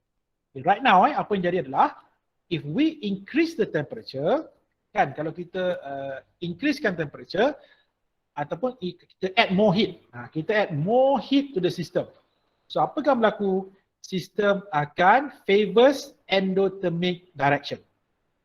Sebab apa? Sebab dia macam inilah, kalau kita suatu sistem apabila dipanaskan, kan, sistem dah tak lagi equilibrium. Jadi apa sistem akan buat? Dia kena kurangkan kepanasan. Kan, dia kena kurangkan kepanasan kan? So untuk sistem nak kurangkan kepanasan, sistem kena consume heat tu. Seolah-olah macam sistem tu kena makan heat tu. So untuk sistem nak consume ataupun sistem nak makan heat tu supaya heat kepanasan tadi kurang, guys, tindak balas apa yang melibatkan penyerapan haba? Bukankah itu tindak balas endothermic? Nampak tak? Sebab itu bila kita increase the temperature, sistem akan favors endothermic direction ataupun heat absorbing direction. Maksudnya dia macam ni, kadang-kadang ada reaction forward the endo, reverse exo. Kita kena tengok pada sistem kita lah, sistem yang kita cuba bincangkan tu. Dan ada juga case suatu sistem forward the exo, reverse the endo. Nanti kita akan tengok contoh-contoh yang berkaitan. Okay, ini kalau kita increase temperature class. Tapi kalau kita decrease the temperature ataupun kita remove heat from the system. Kan, kita remove heat from the system. Of course, apa yang berlaku? Sistem akan ganti balik heat yang hilang. So untuk sistem nak ganti balik heat yang hilang, sistem kena bebaskan heat. So tindak balas apa yang membebaskan haba? Bukankah itu tindak balas exothermic? Nampak tak guys? So that's why bagi suatu sistem at equilibrium, kalau kita decrease the temperature, dia akan favors exothermic direction. Ataupun dia akan shift towards exothermic direction. Tujuan dia untuk apa? Untuk dia nak increasekan balik temperature, dia nak increasekan balik heat yang lost tadi. Okay, so itu dikatakan macam mana guys, change temperature affects equilibrium. Bagaimana temperature mempengaruhi inilah sistem at equilibrium. Okay, dan satu lagi saya nak ingatkan pada you all. Okay, before this kita tengok kan, kita ubah concentration, guys, if we change the concentration, nilai K masih sama. The value of K adalah still the same. Tetapi guys, kalau kita ubah temperature, guys, katalah you ada satu sistem yang sama. Kita buat pada two different temperatures. So apa berlaku tau? Untuk kedua-dua suhu tu, K ni tak sama tau guys. Contohnya K untuk 200 Kelvin tak sama dengan nilai K untuk 400 Kelvin. Walaupun sistem yang sama. Tetapi kalau concentration, selagi mana suhu sama, reaction yang sama, kan? Walaupun kita ubah kepekatan reaktan ataupun produk, nilai K tetap sama. Tapi kalau kita ubah suhu, walaupun untuk sistem yang sama, nilai K ataupun Kc or Kp akan berubah. So that's why guys, the only factor that affects ataupun that can change this value of Kc or Kp hanyalah temperature saja. Hanya suhu saja guys yang boleh mengubah nilai K. Right? Okay, seterusnya tengok pada beberapa contoh kat sini. Okay. Right guys, so jadi for any balanced chemical equation, remember the value of Kc, ingat yang pertama nilai Kc ni, Kc or Kp lah, tak kisah mana-mana satu, Kc ataupun Kp is constant at a given temperature. Tak berubah. Selagi mana suhu dia masih sama, nilai Kc dan Kp tak berubah guys. Keep in mind this. Ingat ni. Jangan lupa ingat benda ni. Okay, yang kedua apa tahu? Nilai Kc ni hanya akan berubah bila temperature dia berubah. Macam saya kata tadi lah, kan KC untuk suhu T1 lain, KC untuk T2 lain, tak sama. Walaupun sistem yang sama. Okay, right. And then seterusnya, ingat guys, KC ni does not depend on the initial concentrations. Dia tak dipengaruhi oleh initial concentration. Dia bukannya kalau initial concentration tinggi, nilai KC lain. Initial concentration rendah, nilai KC lain. No. Dia tak ada effect pun. Yang nilai KC does not depend on this initial concentrations. Okay. So di sini, saya menggunakan contoh ini tau guys. I'm using still, masih lagi contoh yang sama. Saya menggunakan satu sistem di mana kita ada PCl3, Cl2 dan juga PCl5 berada pada equilibrium. Okay. You guys perasan tak? Ni, ada delta H kat ujung ni kan? Okay guys, kalau delta H dekat ujung ni adalah negatif dia punya value, apa maksud dia? Apa maksud ni? Kalau you guys diberi this equation, kan delta H is negative 111 kilojoules. What is the meaning of this? Ini menunjukkan apa? Ini menunjukkan forward reaction adalah exothermic. Forward reaction exothermic. So kalau forward reaction is exothermic, reverse-nya apa? Reverse dia adalah endothermic. Sebab tu saya kata nak tahu exothermic ataupun endothermic reaction ni, kita tak boleh suka-suka hati kita tentukan. No, dia different sistem, dia different tau. Ada sistem di mana forward endo, reverse exo. Dalam kes sistem yang saya tunjukkan pada you all ni, ini forward dia exo, reverse dia endo. Tapi ada juga yang forward endo, reverse exo. Kita kena depends on apa sistem yang sedang kita gunakan itulah. Right. Okay, jadi for the case of this system, kita tahu forward adalah exothermic and reverse adalah endothermic. Kan, daripada mana kita tahu? Daripada nilai delta H ni. Ataupun enthalpy change di kelas. Negative 111 kilojoules. Okay, seterusnya. Daripada sini kita tahu, forward exo, reverse adalah endothermic. So right now, apa kita buat tahu? Kita nak ganggu sistem ini. Kita nak buat gangguan apa? Kita ganggu dengan cara kita increase the temperature. Plus, kita increase the temperature. Kita tingkatkan suhu. Dengan cara kita add more heat. Mungkin kontainer ni kita panaskan. Kita panaskan kontainer tu. Okay, so dia akan, heat akan makin bertambah kan? Okay, so apa jadi? Plus bila kita increase the temperature, what happen actually adalah endothermic reaction is favorable. Kenapa? Sebab when the system is heated, sistem itu dipanaskan, sistem akan absorb heat. Kan? Sistem, sebab apa? Sebab bila dah panas, jadi the only way nak kurangkan kepanasan, sistem kena consume heat tu. Jadi bila sistem consume heat tersebut, dia dah buat reaction apa? Dia dah buat reaction endothermic. Okay. Jadi apa berlaku? Bila kita panaskan kan? Bila kita panaskan the system, maksudnya sistem itu akan absorb heat. So bila sistem absorb heat, dia dah buat reaction apa? Dia dah buat reaction endothermic. So dalam kes contoh yang saya tunjukkan pada you all ni, endothermic adalah reverse reaction. Sebab tu guys, dalam kes ni, bila kita panaskan di sistem, apa berlaku? Dia akan produce more PCl3, dia akan produce more of chlorine. Tetapi PCl5 akan berkurangan. Sebab apa? Sebab pada high temperature ataupun bila kita panaskan, dia akan favors ataupun dia akan shift to the left side. Mana bila dia shift to the left, apa berlaku tahu kelas?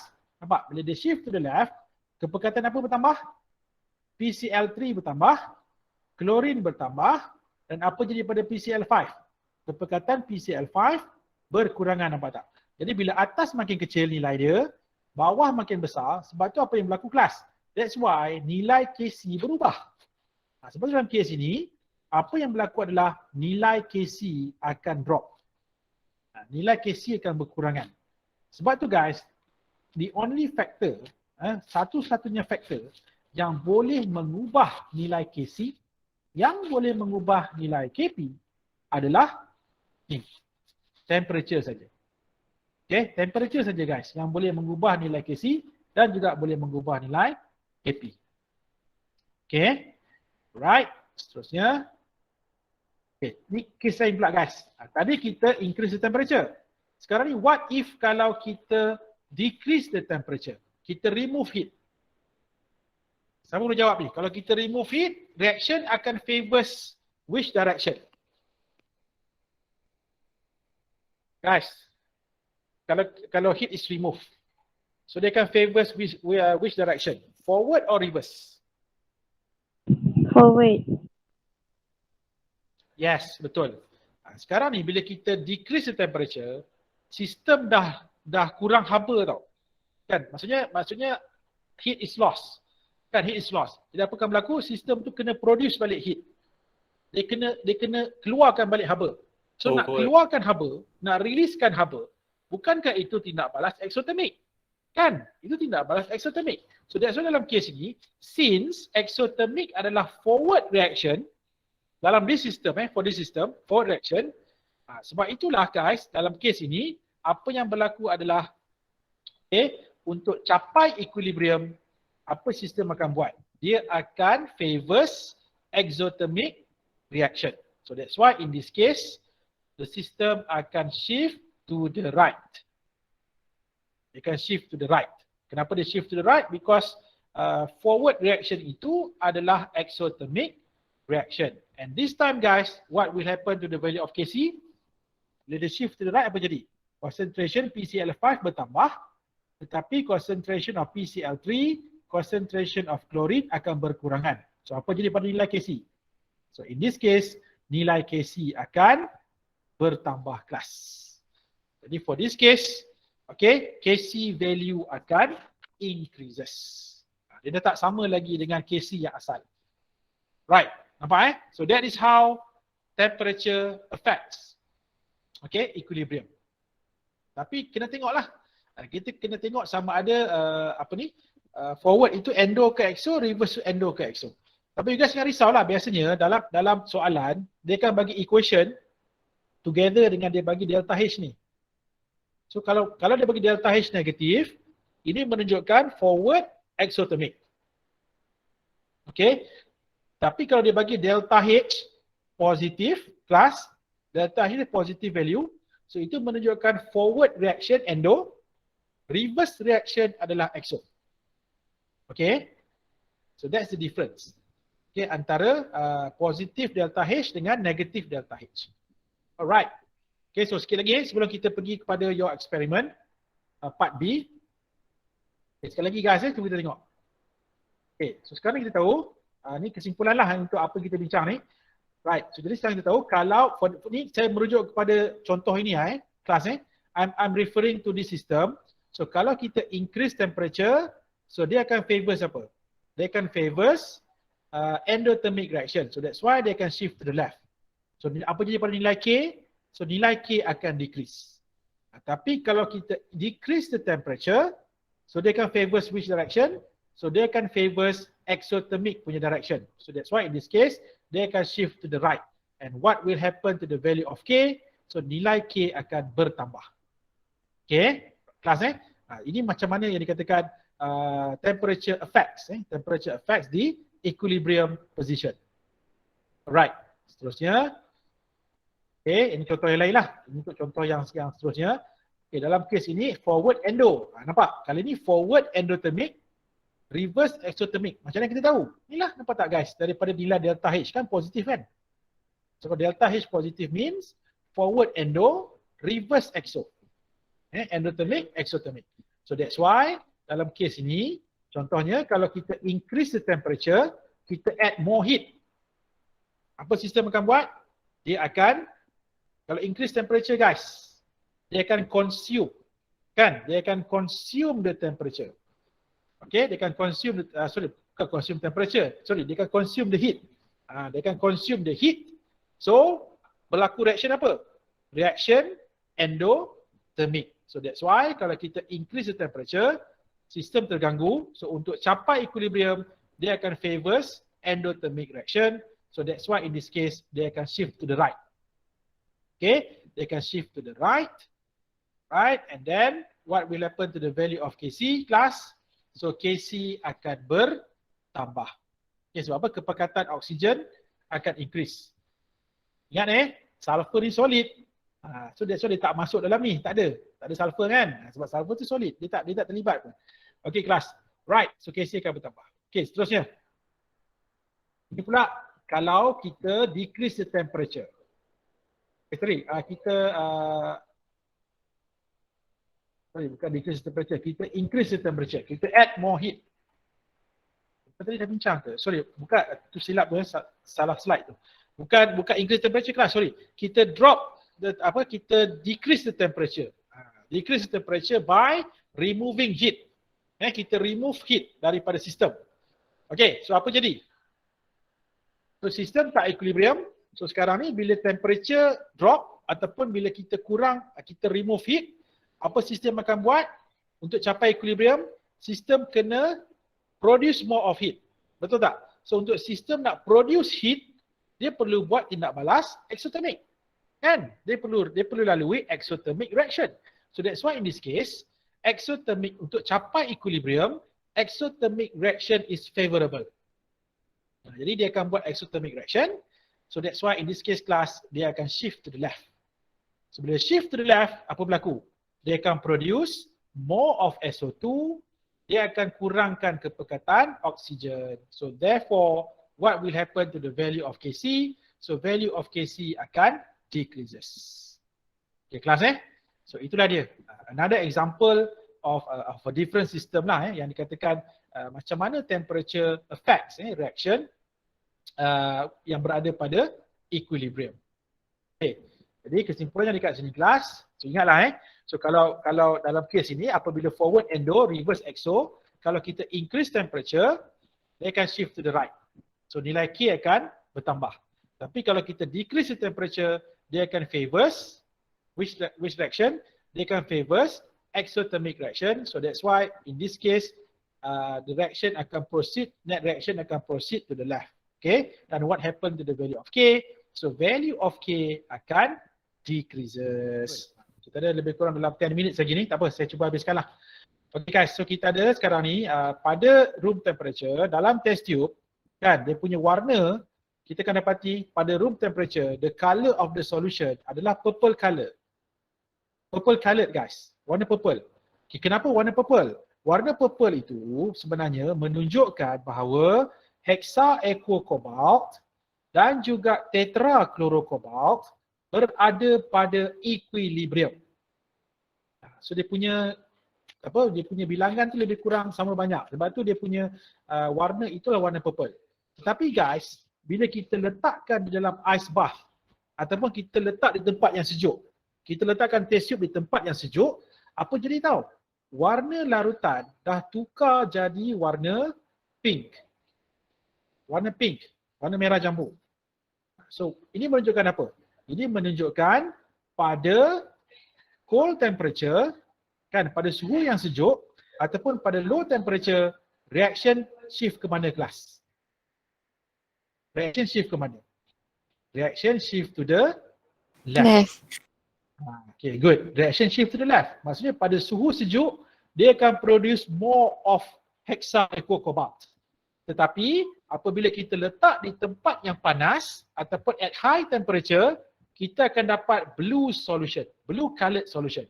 Sebab apa? Sebab at high temperature ataupun bila kita add more heat to the system, dia akan favors forward reaction ataupun dia akan shift to the right. So that's why dia akan produce more of tetrachlorocobalt. Sebab tu warna dia biru. Tu saya beritahu tadi, kalau you guys dapat buat eksperimen ni, menarik sebenarnya. Itulah sebab you guys tak dapat buat kan. So tak ada pengalaman itu. Kalau student kalau eksperimen ni mesti akan suka je. Yalah, you akan suka tengok warna-warni ni kan. Bila dapat, wow, cantiknya kan. Tapi tak apalah guys, hopefully next semester lah. InsyaAllah kita boleh masuk balik lab kot semester depan. Okay, so jadi apa yang nampak kat sini? Maksudnya, temperature mempengaruhi tau. Temperature mempengaruhi equilibrium position. And that's why guys, kalau test tube 2 ni kan, test tube 2 dan juga test tube 3 ni, selepas kita keluarkan daripada ice bath, selepas kita keluarkan daripada hot water bath dan kita letak dekat test tube rack dan kita biar daripada room temperature, apa jadi tahu? warna akan balik semula jadi warna purple. Contohnya test tube 2, when left at room temperature, dia akan balik semula jadi warna purple. Test tube 3 pun sama guys, dia akan balik semula jadi warna purple. Sebab apa? Sebab at normal temperature, at room temperature, okay, kita akan dapati dia akan balik semula kepada equilibrium asal. Itu dia katakan how temperature affects guys. Temperature mempengaruhi equilibrium position. So, sekarang apa yang berlaku kan? Kita nak tengok apa yang berlaku sebenarnya. Jadi macam ni, at room temperature, apa yang terjadi adalah the formation of purple colour tersebut kan disebabkan oleh apa? Menunjukkan pada equilibrium adanya the presence of hexaecocobalt dan juga tetrachlorocobalt. Ini menunjukkan pada at room temperature, pada equilibrium yang asal. Tetapi apabila kita letak di tempat yang sejuk kan, apa jadi? The colour of the solution changes to pink. So ini indicates apa tahu? This indicates that the equilibrium mixture is largely composed of hexaecocobalt ion. Ni COH2O6 plus guys. Maksudnya pada low temperature dia akan produce more of this hexaecocobalt. So it can be concluded that equilibrium shifts to the left, and to the left at low temperature. Maksudnya low temperature shift to the left. Tapi high temperature, nampak tak apa jadi? The colour of the mixture changes from purple to blue. Kan, daripada purple tukar jadi biru. So kali ni kelasnya apa yang berlaku adalah, so this indicates that at higher temperature, the mixture is largely composed of tetrachlorocobalt. Thus, we can conclude that for this case, at higher temperature, the equilibrium shifts to the which side? Right, kan? They can shift ke kanan. Okay, kelas. So berdasarkan kepada these three observations, test tube 1, test tube 2, test tube 3 ni guys, so apa conclusion kita guys? Jadi kita tahu sekarang ni, by applying Le Chatelier's principle, so guys, what do you guys think? Forward reaction, endo ataupun exo? Cepat, siapa boleh bagi jawapan? Berdasarkan, Endothermic. ulang balik tak dengar. Endo ke exo? Endo. Okey, tadi kita tengok kalau kita tengok tadi, forward reaction bila dia akan jadi forward apabila suhu tinggi kan. So ingat lagi tak? Bagi suatu sistem, kalau kita increase the temperature, sistem akan buat apa? Sistem akan consume, dia akan ngap heat tu kan, dia akan makan heat tu. Sebab apa dia makan heat? Sebab dia nak kurangkan heat. Jadi sekarang ni, tindak balas yang memakan haba ni, yang consume heat ni kelas, tindak balas apa? Endothermic kan. So that's why dalam kes ini, the forward reactions actually adalah endothermic reaction. Okay, kalau forward endo, reverse apa? Reverse dia adalah exothermic. So that's why in this case class, by applying this Le Chatelier's principle, the forward reaction favors an endothermic reaction. Apa tujuan dia? So as to reduce the added heat. So that's the conclusion lah untuk part B class. So nampak tak? So inilah apa yang you guys buat dalam part B. Okay. Alright. So kita dah habis sebenarnya untuk changes in temperature dan kita dah sikit lagi kelas. Part C. Part C ni simple je. Part C ni tak ada kaitan dengan Le Chatelier's principle Actually part C ni adalah dia nak mengajar pada you all macam mana kita nak kira KC daripada experimental punya data. Okay, ni pun simple je Saya tak ada masa panjang. Okay, dia macam ni kelas. Dalam part C, apa yang you guys cuba kira adalah kita nak kira KC value. Kita nak determine the value of KC untuk reaction antara apa? Antimony chloride dengan air. Okay, sekarang kita tahu bila kita tindak balaskan antimony chloride with water plus, so inilah reaction yang akan berlaku. Di mana antimony chloride dia tak ada warna tau. Warna adalah colourless. Tetapi apabila kita tindak balaskan dengan air, so antimony chloride dia akan produce antimony oxochloride, SbOCl. Antimony oxochloride. So antimony oxochloride ni dia punya warna adalah white. Warna putih. Dia macam apa tau? Kalau you guys buat reaction ni, kita akan dapat macam air susu tu. Dia punya warna macam tu. Air susu yang dilute. Air susu yang cair. that is the color of the solution ni, SbOCl ni guys. Okay, jadi sekarang ni reaction tu akan berlaku sampai bila? Reaction tu akan berlaku sehingga antimony chloride, water dan juga antimony oxychloride dan hydrochloric acid solution ni capai equilibrium. So for the system for this system, kalau kita tuliskan dia punya Kc expression ni guys, kita akan dapat inilah dia punya Kc. Dan kalau you guys perasan kan,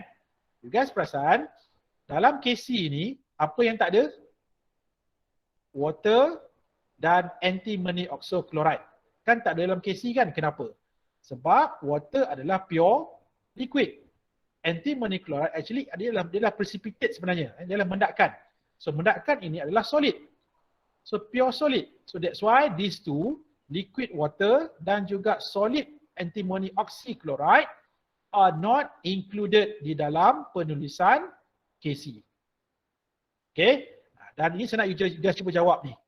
Kenapa? Why pure liquid such as water dan juga pure solid such as antimony oxychloride ni, kenapa these two are excluded from the equilibrium constant expression for a heterogeneous system? Ni saya nak you guys cuba jawab ni Saya dah cerita dah sebelum ni. Even hari ni pun saya rasa tadi pun saya cakap tentang benda ni kan. Saya nak cuba you guys jawab benda ni. Kenapa kita tak masukkan dalam penulisan Kc? Okay, so right now class, kita nak kira ni. Sikit lagi. Kita nak kira nilai Kc untuk this reaction. Okay kelas, saya nak tanya. Sekarang ni, berapa kepekatan antimony chloride yang kita guna? 0.5. Itu untuk apa? Antimony chloride. Antimony chloride ke? Okay, 0.5 molar. Okay, ACl? 6. Okay, ACl 6 molar kan? Right. So daripada sini, okay, seterusnya kita pipette kan dalam prosedur tu, you guys kena pipette this antimony chloride berapa mil? Kita kena pipette 5 mil, betul tak? 5 mil kan? Jadi 5 mil kalau kita convert kepada liters, 0.005 liters. Kan? Itulah volume of pipetted yang kita pipette antimony chloride. And then untuk average volume of distilled water, ini you guys dapatkan daripada table. Kan saya dah bagi data kan? So kalau kita kira average volume berapa guys? Average volume adalah 15 milliliters. Betul tak? So kalau kita convert 15 milliliters kepada liter, kita akan dapat 0.015 liters. Okay, 0.015 liters. So dalam case ni kelas, macam mana kita nak kira ni? Total volume of the solution. Okay, so inilah dia. Volume of antimony chloride. Kita akan campur dengan volume of water. So therefore, 0.005 plus dengan 0.015. So kita akan dapat berapa ni? 0.02 liters. So inilah dia total volume of the solution. Yang kita masukkan di dalam conical flask tu kan. Okay, and then seterusnya kita nak kira berapa mol antimony chloride yang bertindak balas. Okay, so tadi kita dah kira kan. Untuk molarity of antimony chloride 0.5 molar. So masukkan dekat sini kelas. 0.5 molar. So berapa dia punya volume antimony chloride yang kita gunakan? Ni, volume of antimony chloride 0.005. Kelas, ni masukkan dekat sini. Okay, and then you guys kira ni dapat berapa. And then do the same untuk hydrochloric acid. So berapa molar hydrochloric acid? Hydrochloric acid tadi berapa? 6 molar kan? 6 molar. So kita masukkan dekat sini, 6 molar. Right, dan berapa volume of hydrochloric acid yang kita gunakan? Sebenarnya hydrochloric acid dia punya volume juga adalah 0.05 liters guys. 0.05 liters. Sebab apa? Sebab antimony chloride ni kita larutkan di dalam hydrochloric acid. Jadi kalau kita ambil 5 mil antimony chloride, sebenarnya kita juga ambil 5 mil HCl. Ini pun sama, you guys kira ni dapat berapa. Okay, and then untuk total volume of the solution, actually kita dah kira dah kat sini tadi. Ni dia total volume of solution ni kan ni. Here, 0.02 liters. And then apa you guys buat? So katakanlah ini X, ini Y kan?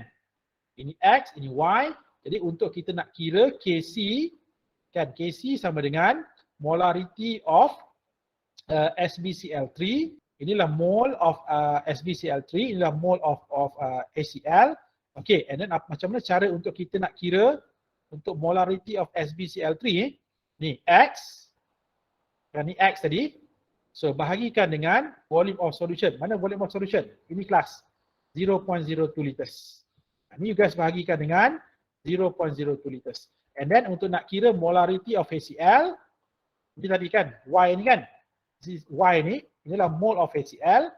Okay, you guys masukkan dekat sini Y. And then ini pun sama. Kita bahagikan dengan 0.02 liters. Okay, katakanlah di sini you guys dapat apa? Kita dapat P, ini you guys dapat Q kan. Saya nak you guys kira lah benda ni Saya tak tunjukkan dia punya jawapan lah. Saya nak you guys kira sendiri. So P dengan Q. So P untuk concentration of SbCl3. Okay, dan ini pula adalah molarity of HCl. So if you guys calculate this, masukkan dalam ni. So ini sama dengan HCl tadi berapa? HCl tadi adalah Q kan? Q. So ini adalah Q kuasa 2. So bahagikan dengan SbCl3 tadi mana? This one. Ni here. P. So bahagikan dengan P. You guys solve for this dan you guys akan dapat dekat sini. Apakah dia punya nilai Kc kelas? Boleh? So ni saya serahkan pada you lah. You guys kira sendiri. Boleh guys Right. Dan last kali sebagai conclusionnya untuk this experiment. Jadi kelas yang pertama ingat the chemical equilibrium is affected by the two factors tadi, concentration of reacting species and temperature. Disturbance yang lain itu kita bincangkan dalam next lesson. And then last, the second conclusion, guys nyatakanlah apa nilai Kc yang daripada apa yang guys kira tadi.